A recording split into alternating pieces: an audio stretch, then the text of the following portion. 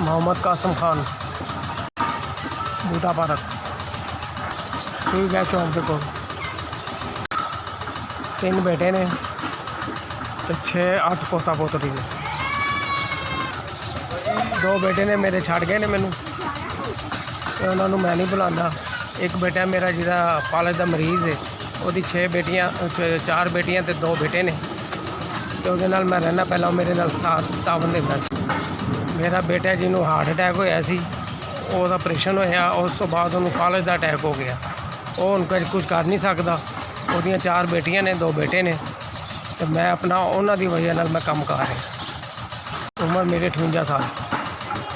घर बूटा पार्क, किराए दा मकान मेरा किराए दा जे, ते 6,500 रुपये किराया है। 6,500 रुपये किराया है, ते बड़ी मुश्किल नाल गुजारा हो रहा है। मोबाइल नहीं है मेरे बेटे का। नंबर है जी 0309 55 72 607।